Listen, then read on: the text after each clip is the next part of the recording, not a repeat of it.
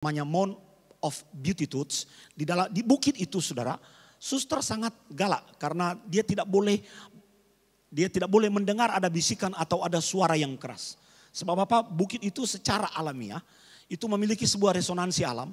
Kalau Anda berkata, hey, seperti ini volumenya, hey, maka itu akan makin ke bawah, makin besar. Jadi memang Tuhan itu bekerja dengan cara-cara yang supernatural.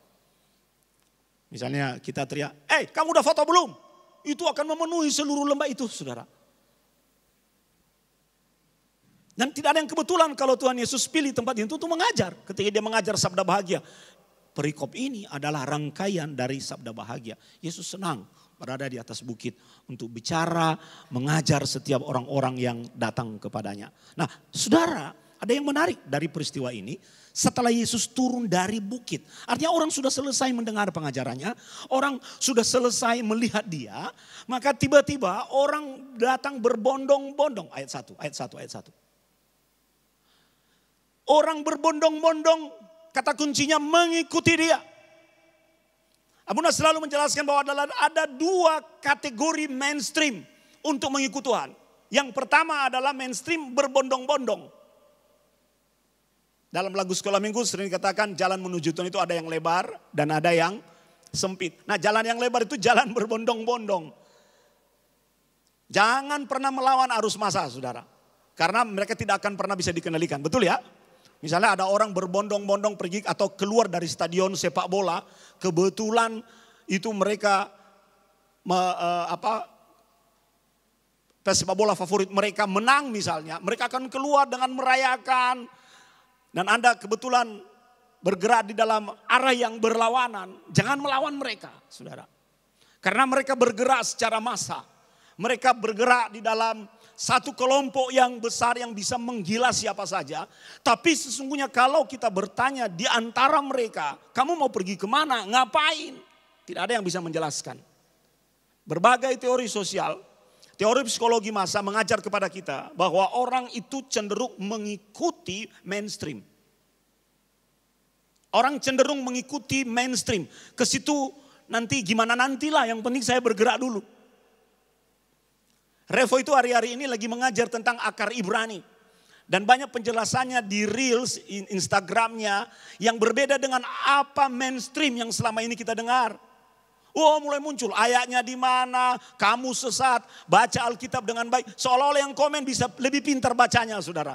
Sementara dia tidak memahami bahwa ini adalah pengajaran akar Ibrani. Satu perspektif yang kembali kepada root kita, yaitu akar Ibrani. Justru seharusnya pengetahuan ini kita gunakan untuk menambah.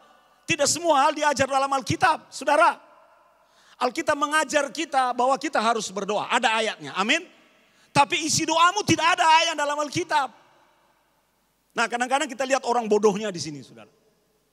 Mengapa bodoh? Karena dia mengikuti mainstream.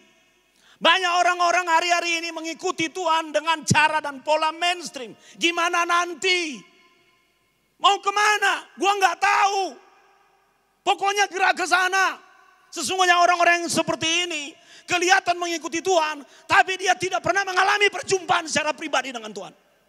Nggak pernah. Kelompok seperti bebek. Tahu bebek ya, saudara? Paling gampang mengatur bebek itu, saudara. Pegang kepalanya, siapa yang ada paling depan.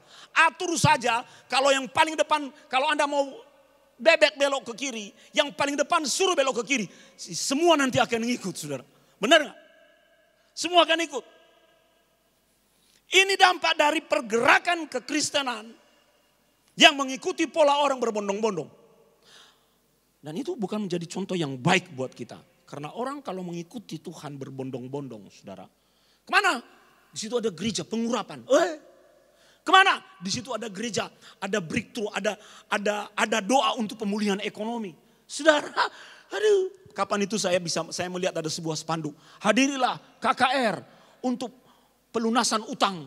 Lu yang utang kok Tuhan suruh bayar? Kebalik. Makanya yang seperti itu ramai, saudara. Apa kita coba di gereja kita ya? Karena orang Kristen hari-hari ini banyak dan senang dengan yang instan. Orang berbondong-bondong ke sana, oh itu menguntungkan buatku, aku mau pergi ke sana. Kekristenan tidak boleh seperti itu. Sebab jalan kekristenan, kembali pada lagu sekolah minggu, di dalam dunia ada berapa jalan? Ada 2. Lebar, berbondong-bondong. Sempit, Anda tahu kenapa dikatakan sempit? Karena hanya bisa dilalui oleh Anda sendirian. Anda sendirian. Hanya bisa dilalui oleh Anda sendirian. Itu yang disebut dengan jalan personal. Dan seringkali jalan personal itu kalah populer dengan jalan berbondong-bondong. Kenapa? Karena kita dianggap berbeda. Saudara, jangan pernah takut dan malu dianggap berbeda hanya karena Anda memiliki jalur sendiri dari mainstream. Saya ngomong ke Revo, nak jangan takut. Selama yang kita sampaikan adalah kebenaran firman Tuhan, kita tidak punya tanggung jawab untuk menjelaskan kepada setiap orang. Karena setiap orang akan memiliki tafsirannya sendiri. Apalagi dalam orang Kristen ini kan pahamnya beda-beda. Ada karismatik, ada reform, ada Pentakostal, ada Advent. Sebenarnya di dalam moderasi beragama adalah kita saling memahami keyakinan masing-masing. Abuna berada di posisi itu. Oh, kamu di sini. Oh ya udah, saya di sini. Cara kerja saya seperti ini ya. Cara kerjamu seperti itu. Saya tidak boleh bahkan memperdebatkan itu karena mau berdebat pun tidak akan pernah selesai. Yang penting dalam moderasi itu paham. Saya memahami kamu seperti apa dan kamu memahami saya seperti apa. Nah, makanya saya berkata kepada Revo, udahlah biar aja yang begitu. Orang komen negatif malah bagus, realmu naik terus. Malah dipancing-pancing. Oh ya, biar makin panas. Dengan makin panas kan dia balas. Mau gulung lagi. Jalan menuju Tuhan adalah jalan personal. Orang lain sakit hati tidak mau ke gereja, jangan ikuti dia. Kejar dan cari Tuhan. Karena orang berbondong-bondong sebenarnya motifnya adalah motif kelompok. Tapi Tuhan hanya memberikan tempat bagi orang-orang yang memiliki motif pribadi di dalam dirinya. Apa itu? Desire. Desire untuk mencari Tuhan. Lihat ayat yang kedua. Bagian yang pertama ini orang berbondong-bondong. Tuhan di dalam ayat yang kedua memperlihatkan kepada kita. Coba lihat di situ ya. Datanglah, kita baca sama-sama. Maka datanglah seorang yang sakit kusta kepadanya. Stop sampai sini. Maka datanglah. Datanglah, Anda tahu ya, obet-obet sini. Ayat yang pertama menjelaskan kepada kita bahwa orang banyak berbondong-bondong. Siapa yang di depan? Siapa yang di depan? Orang banyak berbondong-bondong mengikuti Yesus. Siapa yang ada di depan dalam barisan? Yesus. Siapa yang ada di belakang? Siapa yang ada di belakang? Orang banyak yang berbondong-bondong. Apa mereka pernah ketemu Yesus? Mereka sungguh-sungguh real berjumpa dengan Yesus, saudaraku. Halo? Mereka hanya mengikuti Yesus tapi tidak mengalami perjumpaan dengan Tuhan. Kalau kita gunakan bahasa metafora, mereka cuma melihat pantat Yesus. Dan punggungnya dari belakang. Inilah pergerakan berbondong-bondong itu. Selalu ada jarak. Kita jadikan Yesus sebagai patokan. Dan kita tidak pernah mengalami perjumpaan dengan dia. Beda dengan yang kedua. Coba lihat. Stop. Maka datanglah seorang yang sakit kusta kepadanya. Datanglah seorang yang sakit kusta. Datang. Kata kerja ini dalam bahasa Yunani. Penulis Injil Matius berkata, maka keputusan untuk datang itu bukan berada di tangan Yesus, tapi di tangan orang yang sakit kusta itu. Datanglah, berarti Yesus di sini, ya. Datang itu Anda pernah mendatangi Yesus dari pantatnya, dari orientasi belakangnya. Oh no, Anda mendatangi dia untuk mengalami perjumpaan muka-muka dengan dia. Berjumpa secara pribadi. Datanglah, datang.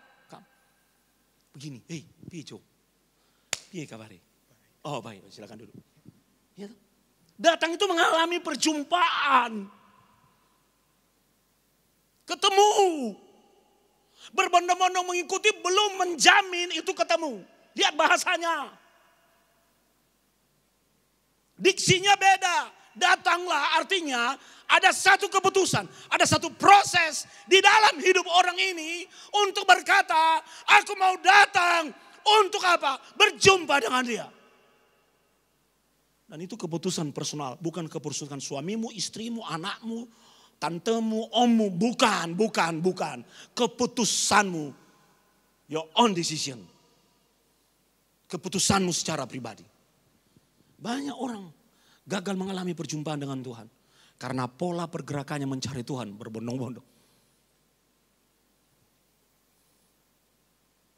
Tapi orang-orang yang mencari Tuhan dengan keputusan personal di dalam hidupnya.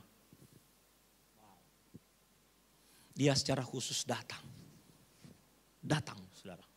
Karena perjumpaan dengan Tuhan itu pribadi. Datanglah. Siapa yang datang? Yang secara sengaja, secara khusus. Jadi kalau Anda berangkat dari rumah ke gereja, Anda harus mengambil satu keputusan pribadi.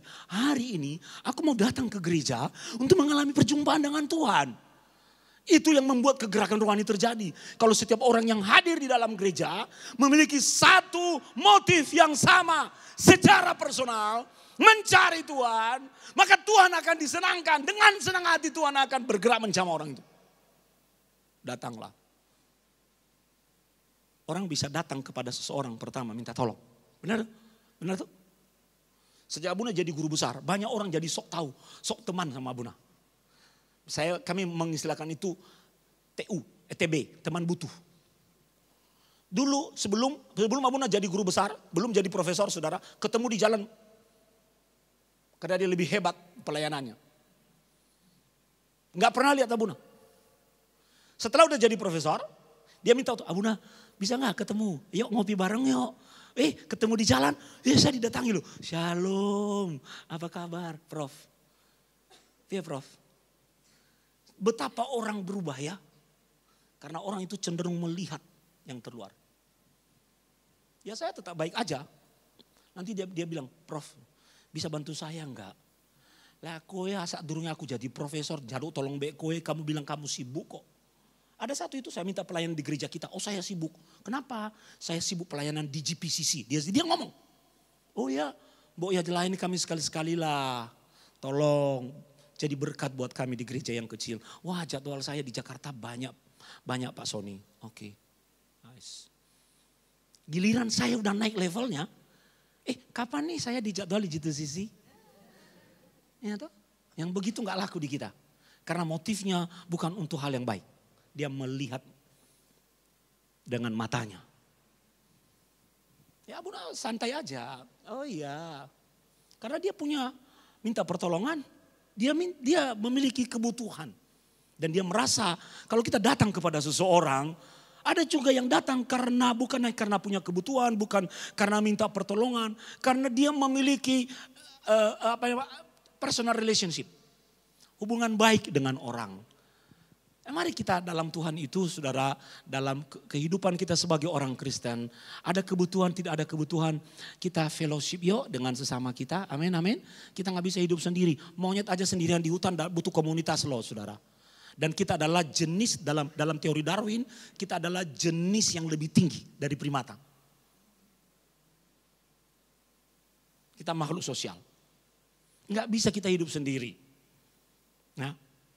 Kita punya anak-anak, kita harus ajar anak-anak kita. Nak, selama kami orang tua masih ada di sampingmu, kamu masih bisa bertahan. Tapi nanti kalau kamu sendirian dan kamu sudah asosial dari kecil, hidup ini sosial, susah nanti kamu bertahan hidup. Bangun hubungan, bangun link, bangun jejaring dengan orang, saudara. Nah, di dalam ayat 2 ini kita mengerti bahwa orang yang datang kepada Tuhan Yesus ini ternyata punya kebutuhan. Dia ngapain, saudara? Dia sakit kusta. Hari Rabu kemarin saya menjelaskan, sakit kusta adalah sakit seperti AIDS hari ini. Di zaman Tuhan Yesus nggak ada obatnya. Dan kalau dia memang terpaksa pergi di jalan, maka cari makan atau pergi ke satu tempat dan dia terpaksa melewati jalan umum. Hukum Musa melarang orang bersentuhan dengan orang yang sakit kusta. Yang pertama. Yang kedua, hukum Musa melarang orang duduk di tempat orang sakit kusta pernah duduk. Karena apa? Orang yang sakit kusta najis. Jadi siapa yang berurusan dengan orang sakit kusta secara langsung dan tidak langsung akan juga najis. Maka diperlukan sejumlah prosedur datang kembali kepada imam untuk meneguhkan bahwa orang ini bebas dari kenajisannya. Jadi ribet saudara. Jadi duduk di kursi di mana dia duduk, menginjak kaki, menginjak wilayah di mana dia pernah injak dapat membuat kita ikut-ikutan najis. Padahal yang najis dia. Itu hukum Musa saudara. Kenapa? Kenapa Musa mengatur hukum itu? Karena penyakit kusta itu sangat menular. Yang penyakit kusta yang ada dalam Alkitab adalah satu jenis penyakit yang sangat menular di masa itu. Dan tidak ada obatnya. Hanya ada dua pilihan bagi orang yang sakit kusta di masa itu. Karena orang yang sakit kusta harus diasingkan keluar.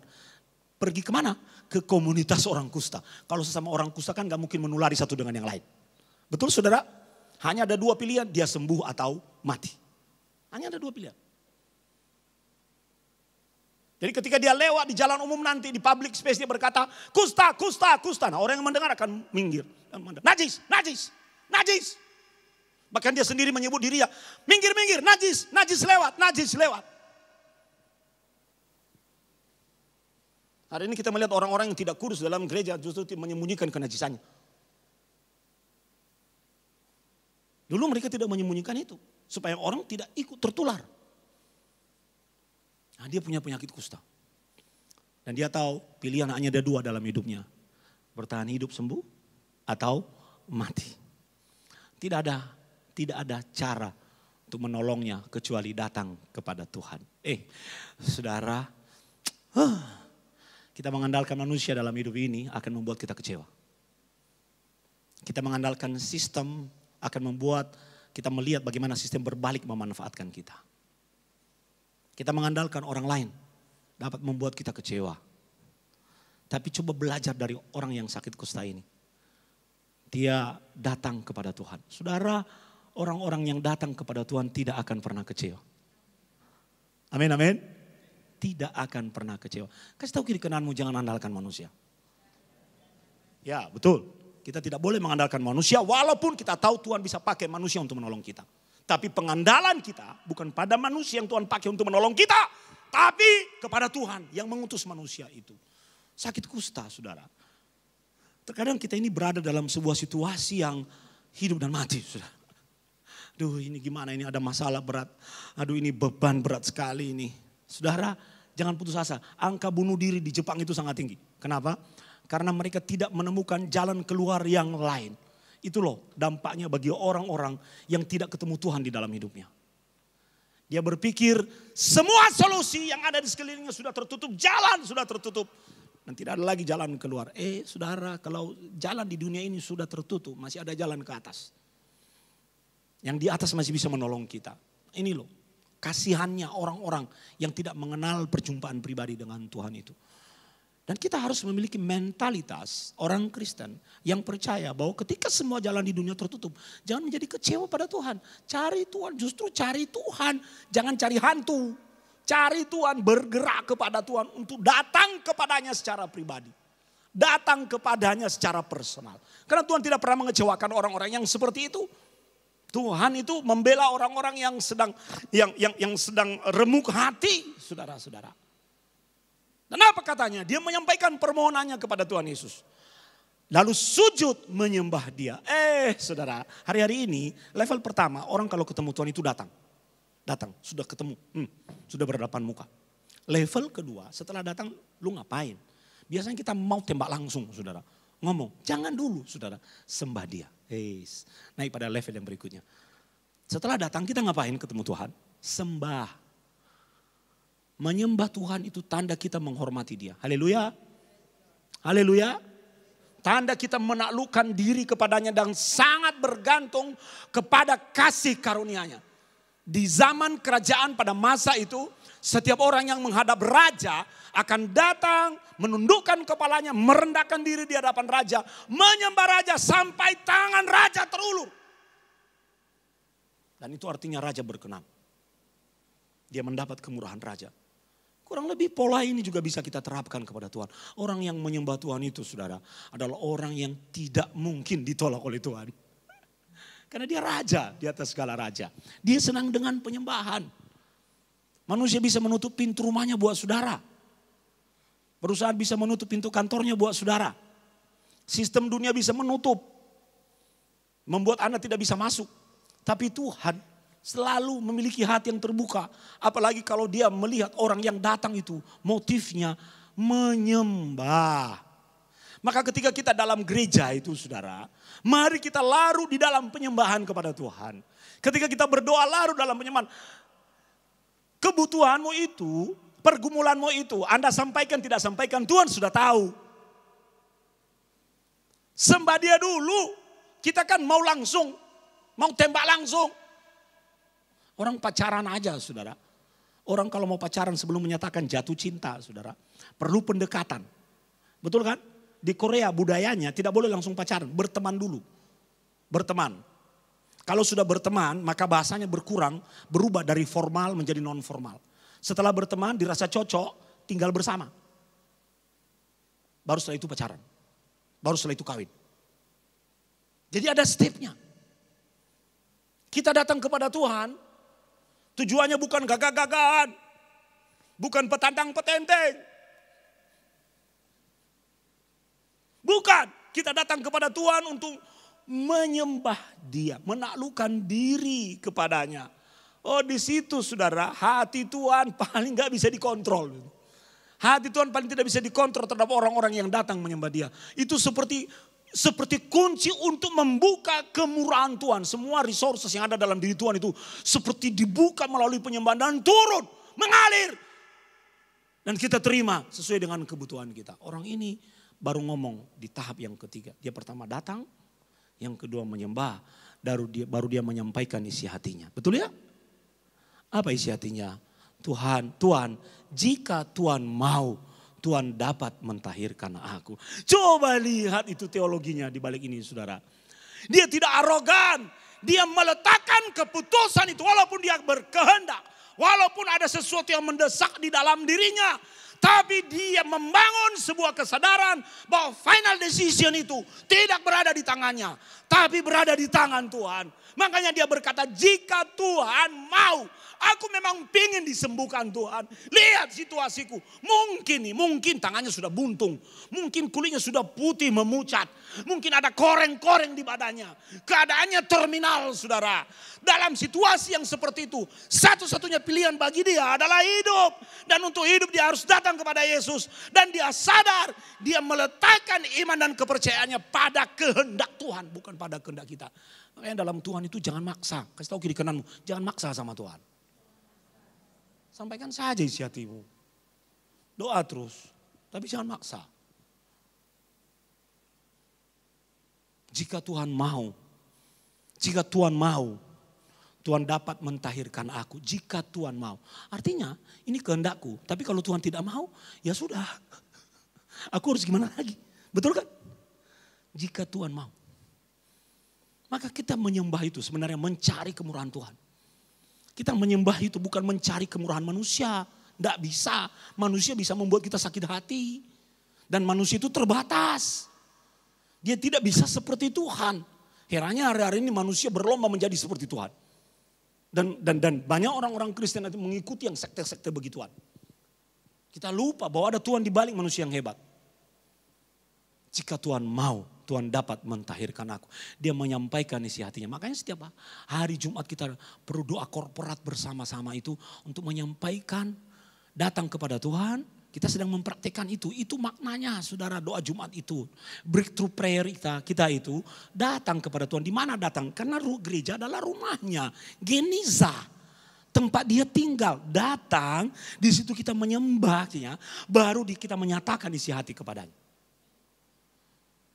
Ayat